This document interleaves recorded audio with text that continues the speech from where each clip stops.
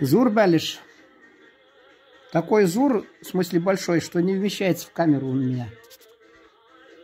Мука на одну сковородку 600 граммов.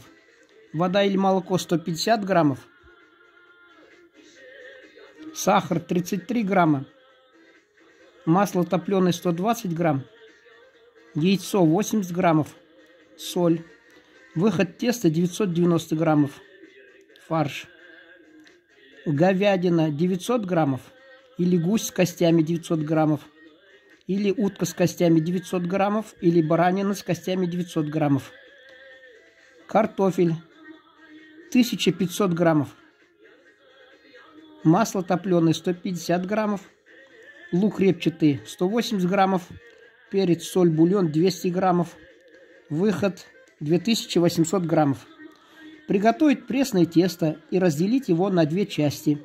Часть теста раскатать толщиной 4-5 мм и разместить на смазанной жиром сковородке. На середину положить фарш.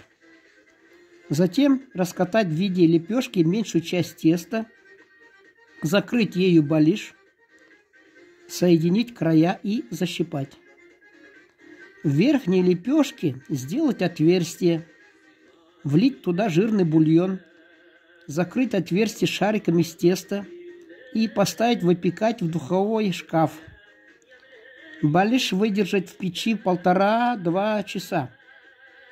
Если печь жаркая и верх балиш начинает подгорать, необходимо накрыть его сырой лепешкой из ржаной муки или влажной бумагой.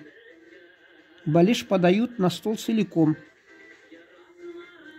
Фарш нарезать. Фарш это дальше будет. Фарш.